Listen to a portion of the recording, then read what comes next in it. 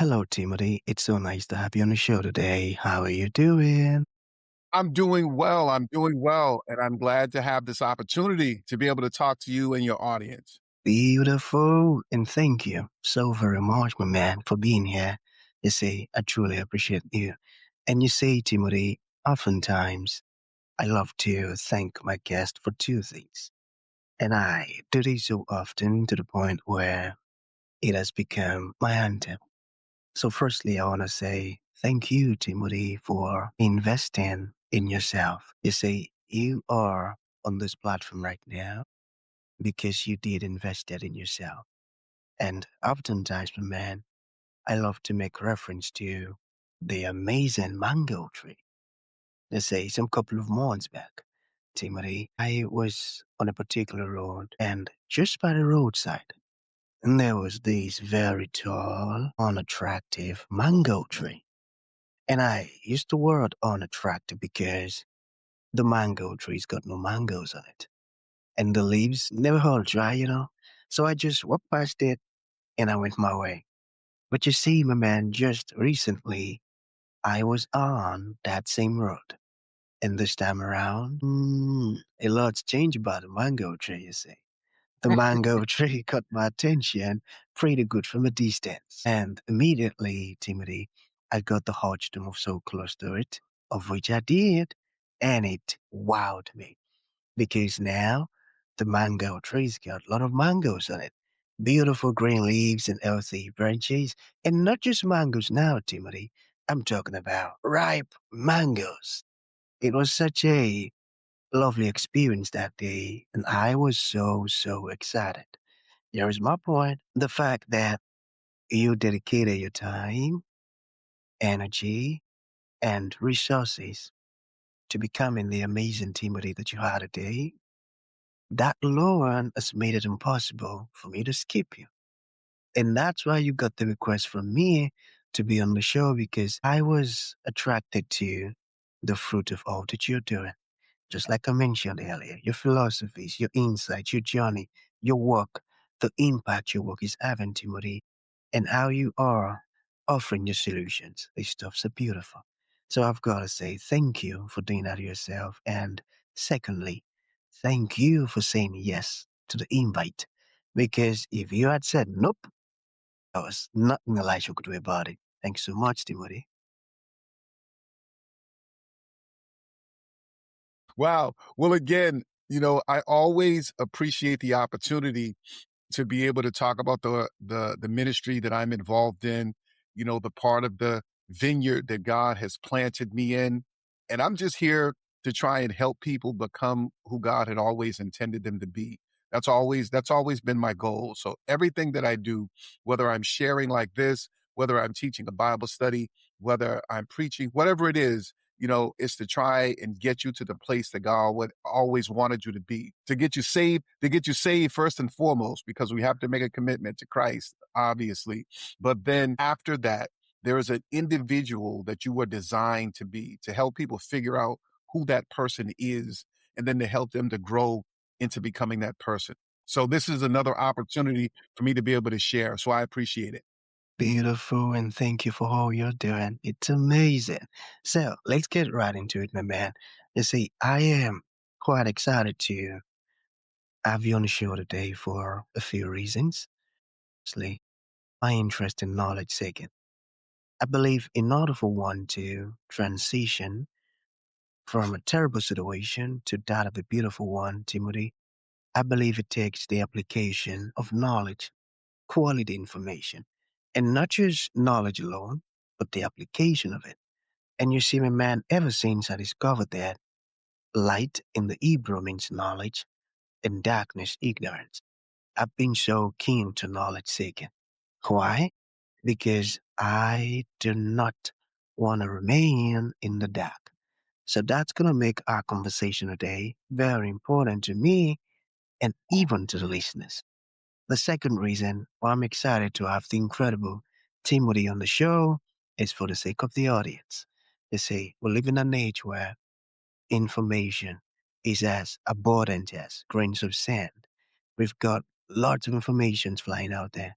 So those folks trust me for quality, eye-opening, and very important information, of which I am totally convinced, Timothy, that our conversation is going to be insightful and impactful. So, for that reason, my man, let's get started with your introduction.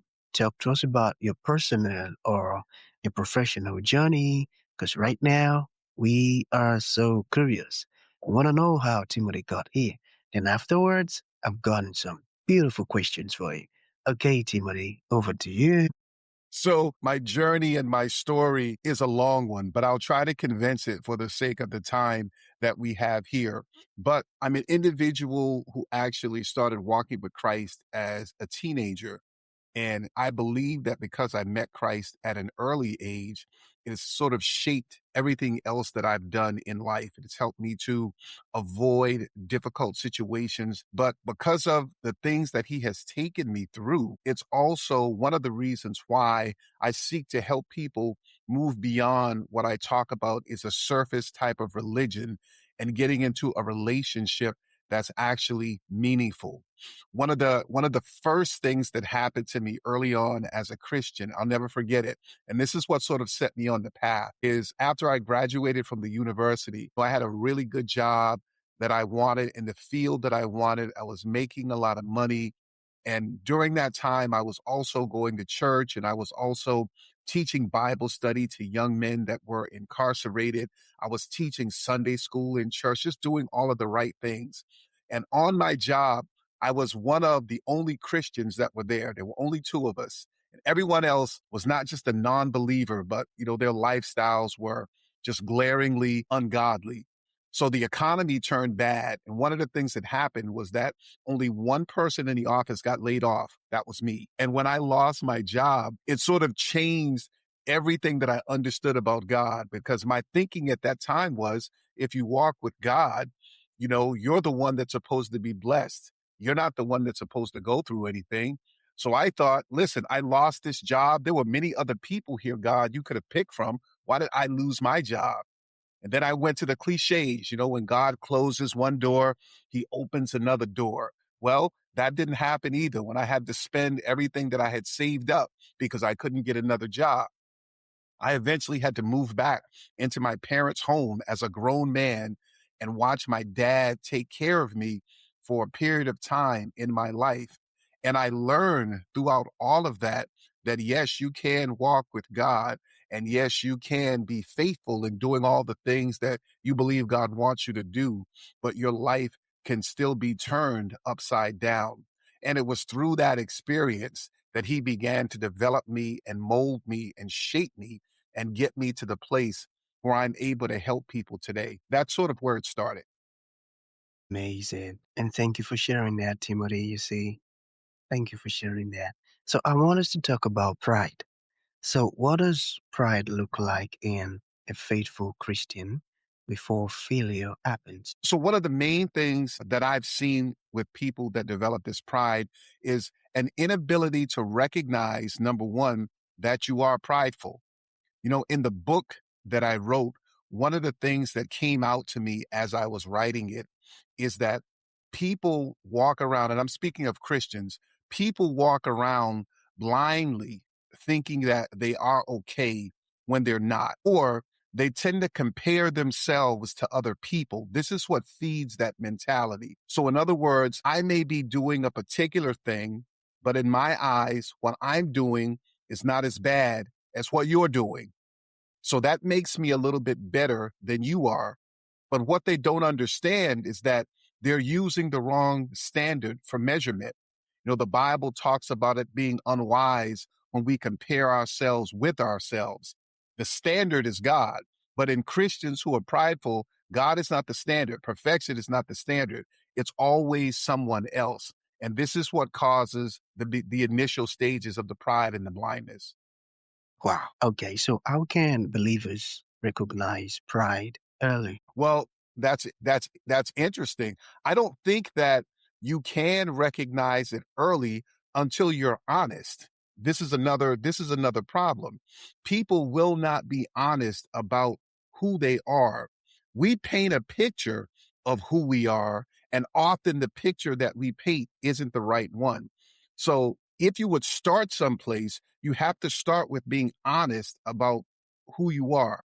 I believe it's Dr. Phil who has that saying about, until you're honest about who you are, you can't fix something that's broken unless you acknowledge that it's broken, basically. And for a lot of Christians, that's something that they don't do. They ride with the view that they have of themselves instead of being honest about what they see in the mirror. So honesty plays a important role in overcoming pride. I got that. I got that. So what ministry experience changed the most in your understanding of faith and failure? So um I've learned that I've learned that failure isn't necessarily a bad thing. Now, for me, when you talk about one of the most powerful things in my ministry, I've learned the most about myself from people who didn't like me, especially when I became a pastor. And let me tell you why I say that. I learned early on that just because an individual doesn't like you, that doesn't mean that the things that they're saying about you are not true. And when I first went into it, my mindset was I could discount what someone was saying because I knew that they didn't like me. But what I discovered is that, yes, they might not like you, but they're also not lying about what they're saying. So what that's helped me to do is to weigh all information that comes my way, whether it comes from a source that appreciates me or whether it comes from a source that doesn't appreciate me. Because I learned that truth is true no matter who brings it. A person doesn't have to like you in order to be saying things that are true. And for me, that opened up my eyes to a number of things. It's also helped me with the ideas that I come up with. So I can usually tell if I want to bring an idea to the church, if I look at those detractors and if they're attacking me, it means that the idea is usually pretty good. And if they attack the idea, it means that I probably need to rethink it. This is how I've learned. I tell you, this is some powerful wisdom you're sharing, Timothy. It's as though you were a student of Solomon, filled with wisdom. I love this, man, and I'm definitely applying all of this. Thank you for sharing that. Okay, so what about this one? What practical step should someone take if they want to grow spiritually? So I think that you have to first and foremost, again, as I said, be honest about where you are. But also, I think that you also have to believe that getting to where you want to be is possible. So many people don't reach their potential, not because they can't reach it, but because they have not convinced themselves that it's possible to get there. Because if you don't believe that it's possible to get there, then that determines the amount of effort that you'll put forth to make it happen. So let me give you an example. If God right now were to tell you, Elisha, grow wings and start flying around the room. Now, you obviously know that you cannot grow wings. That can't happen. So you're not going to put forth much effort to try and fly around the room because we don't grow wings. But life is the same way. If I'm not convinced that I can be this person that God says that I can be, I won't become it. Not because I can't, but because the effort won't be there. If I don't believe that I can walk uprightly before God, if I don't believe that I can be delivered from whatever has had a hold of my life for so many years, if I don't believe that I really am a son or I really am a daughter of God, you don't live that way. So you have to be convinced in your own mind that these things can be possible. The other thing that I would say is this: you also have to surround yourself with like-minded people who are moving in the same direction. Bible says that two can't walk together unless they agree. And sometimes it's the individuals that we have in our circles that are hindering us. I think about when Jesus went to the home of Jairus after his daughter had passed away. When he arrived at the house, there was all of this wailing and mourning because the girl was dead. Jesus told the crowd, the girl is not dead, she's asleep. That's a whole other sermon. But at the end of the day, when he said that the girl was asleep, everybody began to laugh. But if you notice, one of the things that he did before he raised the girl from the dead was he put all of those people out. And I'm convinced that he put them out because he didn't want their opinions impacting the faith that these parents were trying to have, that he could bring their daughter back to life. And I think we have to do the same thing as well. We have to remove individuals from our lives who contribute things that don't help us become who God wants us to be. Exactly. And that's so true. So we have two more to go, my man. What inspired you to build Romans 10:9? So the app and the website were designed as a result of the Bible studies that I do with people. You know, individuals tell me that I have a knack for taking things that are complicated and making it so that anybody can understand it. And that was the thinking behind the website and also the app.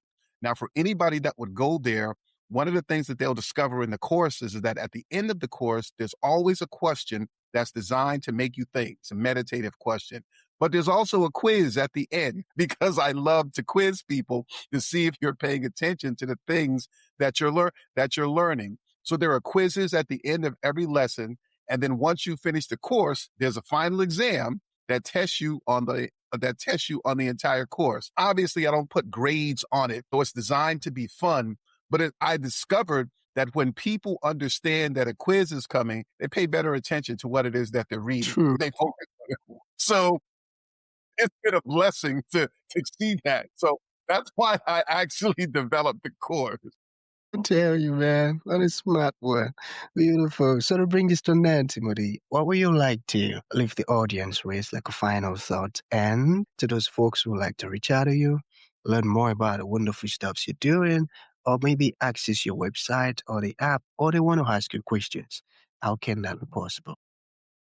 So if I were to leave a final thought with the audience, I will let them know this. Listen, wherever you find yourself in life right now, if it's not where you want to be, it can change.